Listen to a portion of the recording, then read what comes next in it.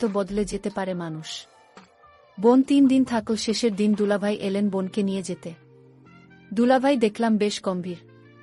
আমাকে ডেকে বললেন, কি রে রাকিব, পড়াশোনা করে ঠিকমতো নাকি সারাদিন বাদরামি? আমি কিছু বললাম না।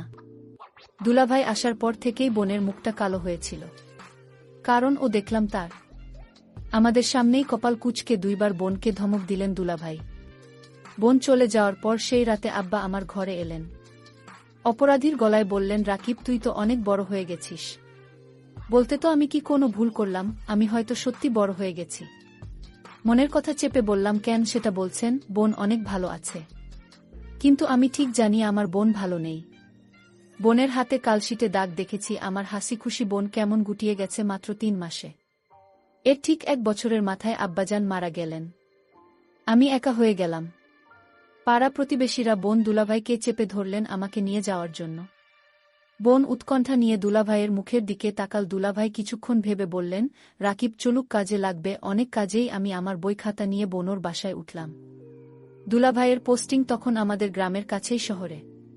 ছোট ছিমছাম 2 রুমের বাসা। আমি 1 রুম ভাগে পেলাম। শহরের একটা স্কুলে ভর্তি হলাম। দুলাভাই চাকরির পাশাপাশি কন্ট্রাক্টরের ব্যবসা করতেন। একদিন আমাকে বললেন তার সাইটে গিয়ে কাজ তদারকি করতে। আমার স্কুলের ক্লাস মিস হতে লাগল। আমি বইখাতা নিয়ে কাজের সাইটে চলে যেতাম। সারাদিন কাজ শেষে বাসায় ফিরে খুব ক্লান্ত লাগত। আমার রেজাল্ট খারাপ হতে শুরু হলো। বোন একদিন ভয়ে ভয়ে দুলাভাইকে বলল, রাকিব, ভালো ছাত্রর পড়াশোনার ক্ষতি হচ্ছে না তো? দুলাভাই তেতে উঠলেন, গরিবের ছেলে, খেতে খেতে হবে। পড়াশোনা করে কি হবে? যতটুকু দরকার ততটুকু শিখলেই হবে। বোন তাড়াতাড়ি বলে উঠলেন, ঠিকই তো রাকিব, পড়াশোনা করে প্রতিষ্ঠা পেতে সময় লাগবে। তুই দুলাভাইয়ের সাথে কাজ শেষে অনেক কাজে লাগবে। আমি বোনের কথায় অবাক হয়ে গেলাম। এই বোনই আমাকে তৈরি করেছে। সবসময় বলতো পড়াশোনা করে একদিন অনেক বড় হতে হবে।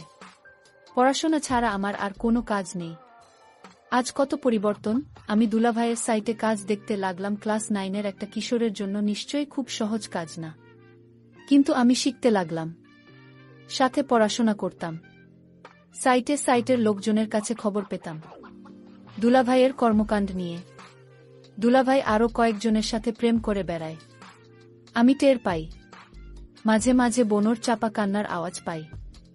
সকালে কিছুদিন বোনের হাতে নতুন কালশিটে দাগ। বোন লুকোতে চেষ্টা করে। আমি বুঝেছি দুলাভাই বোনকে অন্যায় অত্যাচার করে। আমার বোন অনেক বদলে গেছে। আমার মনে হয় আমাকে নিয়ে বোন ভারী অস্বস্তি বোধ করে, কেমন পালিয়ে বেড়ায়। দেখা হলে ঠিকমতো কথা বলে না। মাঝে মাঝে দুলাভাই বোনকে পার্লার থেকে সাজিয়ে পার্টিতে নিয়ে যায়। আমার অবাক লাগে। তবুও একটা দিন যখন বাসায় দুলাভাই থাকে না, হঠাৎ সেই পুরনো দিনের মতো বোন তেল নিয়ে এসে বলে, রাকিব, আয়, তোর মাথায় দিয়ে দিই। আমার চোখে পানি আসে। আমি লুকাবার চেষ্টা করি। একদিন অনেক রাতে ফিরে দুলাভাই আমাকে ঘুম থেকে ডেকে তোলেন। আমি জেগে দেখি দুলাভাই প্রচণ্ড রেগে আছে। আমাকে বললেন, হারামজাদা, তোকে আমি সাইট দেখতে দিচ্ছি, আর তুই সেখানে পড়াশোনা করিস। আমি চুপ করে দাঁড়িয়ে রইলাম। হঠাৎ করে দুলাভাই আমার চুলের মুঠি ধরলেন। বলা, সাইট থেকে 1 লাখ টাকা চুরি করেছে কে? নাকি তুই করেছিস? আমি অবাক হয়ে গেলাম। সাইটে টাকা পয়সা সংক্রান্ত কোনো কিছুর সাথে আমি জড়িত না। আলাদা অ্যাকাউন্ট আছে। তবু বললাম, আমি কিছু জানি না। দুলাভাই, তুই জানিস না? কেন জানিস না? তুই এর সাথে জড়িত শিওর? আমার খেয়ে আমার সাথে দাও তা বাজি দ্বারা। দুলাভাই তার বেল্ট দিয়ে আমাকে মারতে আরম্ভ করলেন। আমি সারা জীবনে কখনো মার খাইনি। পরিবারে আদরে মানুষ হয়েছি। স্কুলে ভালো ছাত্র হওয়ায় স্যারেরা অত্যাধিক স্নেহ করতেন। আমি দেখলাম বোন পাথরের মতো দাঁড়িয়ে আছে। দুলাভাই একসময় খ্যাত দিয়ে চলে গেলেন। আমি সারা রাত বিছানায় শুয়ে কালাম। চেষ্টা করলাম মুখ দিয়ে শব্দ না করতে। আব্বার মৃত্যুর আগে বলেছিলেন, রাকিব, পুরুষ হয়ে গরিব ঘরে জন্মেছিস। সামনে অনেক কষ্ট আসবে। সব তো থাকবেই, কখনো কাঁদবি না। পুরুষদের কাছে নেই। পরদিন সকালে আমার ঘুম শরীরে হালকা জ্বর নিয়ে উঠে দেখি বোন বসে আছে। আমার শিওরে, রাকিব, উঠতে পারবি? আমি মাথা নাড়লাম। হ্যাঁ। তাহলে চলুন। তাকিয়ে দেখি বোন একটা ব্যাগ গুছিয়ে রেখেছে। আমি বললাম, কোথায়? বাড়ি ফিরে যাব, চল। তুই আবার ভালো করে পড়াশোনা শুরু করবি। আমি দরকার হয় বাসায় কাজ করব। 2 জনের একটা ব্যবস্থা হয়ে যাবে। আমি অবাক হয়ে তাকিয়ে রইলাম। বোন আমার জন্য তার স্বামীকে ডিভোর্স দিয়ে চলে এলো এবং সেই বাড়ি থেকে চিরদিনের জন্য চলে এলো। তারপর বাসায় আমি আর বোন থাকি। বোন একটা বড়লোক বাসায় কাজ পেল, তাদের কাপড় ধোয়া, রান্না করা ইত্যাদি তাদের কাজ করতে হবে। মাসে যে টাকাটা পাব সেই টাকা দিয়ে আমার লেখাপড়ার করছে, তার পরিবার চলে যাবে। বোন যে বাড়িতে কাজ করে সেই বাড়ির মালিক বোনকে একদিন বলেছিল, তোমার যত টাকা দরকার আমি দিব, তুমি শুধু একটি কথা রাখো। বোন বলল, আমি বাসায় কাজ করি, এটাই আমার চলে, অতিরিক্ত টাকার আমার দরকার নেই। বোন বুঝতে পেরেছিল বাসার মালিকের চরিত্র ভালো না। তারপরও বনি বাড়িতে কাজ করে যে টাকা পেত সেটা দিয়েই আমাদের বাস চলে যেত। মালিকের বাসার সবাই একদিন কোথায় ঘুরতে গেল, শুধু মালিক বাড়িতে ছিল। মালিকের নাম আছান আলী। বোন বলল, আজ তো বাসায় কেউ নাই, তেমন কাজ নেই, তাহলে আজ আমি চলে যাই। মালিক তখন বলল, শোনো, অনেক কাজ পড়ে রয়েছে। কি কাজ পড়ে রয়েছে? মালিক বলল, বাসায় কেউ নাই, আমার দেখাশোনা কে করবে? আমি বলেছিলাম, ও তাই তো, মালিকের জন্য রান্না করলাম। ঘর পরিষ্কার করে মালিককে খাবার দিয়ে বললাম, রাত অনেক হয়েছে, আমার ছোট্ট ভাইটা চিন্তা করছে, আমি এখন যাই। মালিক ধমক দিয়ে বলল, এই মেয়ে তুমি বাড়ির চাকরানির, মালিক যখন আদেশ করবে তখন তুমি বাড়ি থেকে যাবে, তার আগ পর্যন্ত এখান থেকে এক পা ও নড়বে না। আমি তখন নিশ্চুপ হয়ে দাঁড়িয়ে রইলাম। আমার মুখ দিয়ে কোনো কথা বের হলো না। হঠাৎ মালিক বলল দর্দ কণ্ঠে, মারে, আমার তো ছেলে মেয়ে আছে, তোর কষ্ট আমি বুঝি।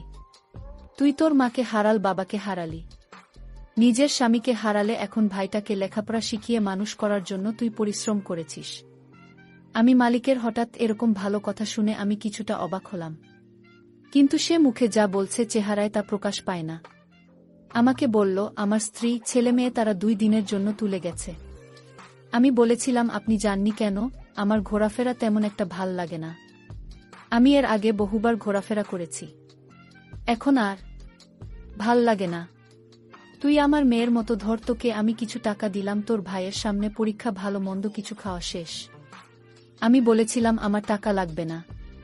মালিক তখন আমায় জোর করে টাকাটা হাতে ধরিয়ে দিল। আমি না নিয়ে পারলাম না। মালিক আমার প্রতি হঠাৎ এমন দরদ দেখাচ্ছে কেন?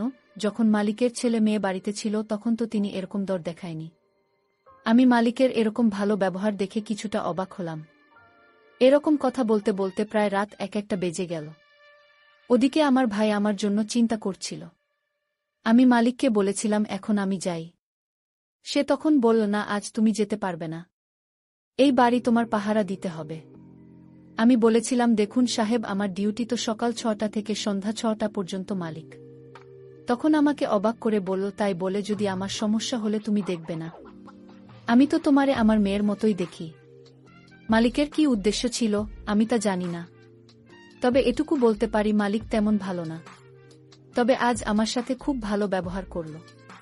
তবে এর আগে যে আমার সাথে ব্যবহার খারাপ করেছিল তা বলছি না, তবে লোকের মুখে শুনি মালিক ভালো না। কিন্তু আজ মালিক আমাকে কিছুতেই বাড়ি যেতে দিচ্ছে না কেন? আমি সেটা নিয়ে দুশ্চিন্তায় পড়ে গেলাম। এর মধ্যে মালিক বলল, আজ আমি নিজ হাতে খাবার তৈরি করেছি। আমি বললাম, কেন নিজ হাতে আপনি খাবার তৈরি করলেন? খাবার তো আমি রান্না করছি, তার মধ্যে আপনি আবার রান্না করলেন কেন? আরে নামা, সেই খাবার না, ফ্রিজে আমার স্ত্রী আমার জন্য কিছু ভালো খাবার আলাদা রাখত, সেই খাবার নিয়ে আসলাম। আমি বললাম, ও আচ্ছা। তারপর আমায় বলল, নে মা, আমরা একসাথে আজ খাবার খাই, পেটে বড্ড খিদে পেয়েছে। আমি বললাম, আপনি খান, আমি বরং রান্না করা খাবার খাই। মালিক তখন আমার সাথে বায়না করে বলল, দেখো, তুমি যদি আজ আমার দেওয়া খাবার না খাও তাহলে বুঝ তুমি শুধু তাকে ভালোবাসো, এ বাড়ির মানুষদের ভালোবাসো না। আমি তার কথায় কিছুটা অবাক হলাম। মালিক বলল, ঠিক আছে, তুমি খাবারটা খেয়ে বাসায় চলে যাও, তোমাকে ছুটি দিয়ে দিব। আমি তখন খুশি হলাম, বাবার বয়সী একজন মানুষ আমাকে এত করে বলছে, ফ্রিজে রাখা ভালো খাবার খেতে। যাই হোক, আমি শেষ পর্যন্ত হেরে গেলাম। আমি খাবারটা খেলাম, আর ফ্রিজে রাখা খাবার না খাওয়ার জন্য রাজি হলাম তার একটাই কারণ, মালিক বলেছিল আমায় ছুটি দিয়ে দেবে খাবারটা খেলে। আর তাই আমি ফ্রিজে রাখা খাবার খেলাম। খাবারটা ভালোই লাগল, দামি খাবারের আগে আমি এমন খাবার কখনো খাইনি। আমার খেয়ে ভালোই লাগল। খাওয়া দাওয়া শেষ করতেই আমি বললাম, মালিক, এবার যাই। এই কথা বলতে আমি চোখে কিছুটা ঝাপসা দেখতে পেলাম। আমার চোখ অন্ধকার হয়ে আসতে লাগল। আমি বেহুশ হয়ে মাথা ঘুরে পড়ে গেলাম। তারপর কি হয়েছিল তা আমি বলতে পারব না।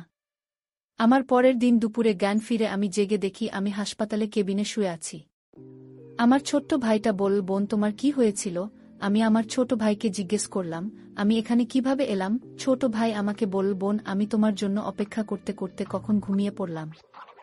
আমি বলতে পারলাম না। কিন্তু আমার সকাল সকাল ঘুম ভাঙার পর আমি তোমার রুমে গিয়ে দেখি তুমি বাসায় ফিরিনি। আমি তখন দৌড়ে তুমি যে বাড়িতে কাজ করো সেই বাড়িতে গেলাম। গিয়ে দেখি তুমি মালিকের ঘরে অজ্ঞান অবস্থায় শুয়ে আছো। তারপর মালিককে আমি জিজ্ঞেস করলাম আমার বোনের কি হয়েছে। সে বলল, ঘুমিয়ে আছে, কি আর হবে। তবে তোমার বোনের মনে হয় প্রেশার কম হয়ে গেছে, তাই ক্লান্ত হয়ে শুয়ে আছে। আমি বলি কি তোমার বোনকে হাসপাতালে নিয়ে একটা স্যালাইন দাও, তাহলেই সব ঠিক হয়ে যাবে। টাকা যা লাগে আমি দিয়ে দিচ্ছি। তখন মালিক আমাকে 10,000 দিয়ে বলল, যাও তোমার বোনকে হাসপাতালে নিয়ে যাও। আমি তোমাকে হাসপাতালে নিয়ে আসার পর ডাক্তাররা বলল পরীক্ষা করতে হবে। ডক্টর বলল, তোমার প্রেশার কমে যায়নি, তোমাকে খাবারের সাথে কিছু মিশিয়ে তোমাকে অজ্ঞান করা হয়েছে। তারপর ডাক্তার বলল, মেয়েটি তোমার কি হয়? ও প্রিয় বন্ধুরা, গল্পটি ভালো লাগলে অবশ্যই কমেন্ট করে জানাবেন।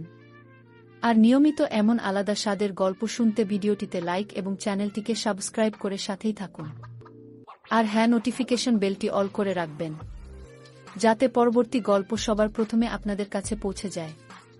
ধন্যবাদ বন্ধুরা, ধন্যবাদ সবাইকে।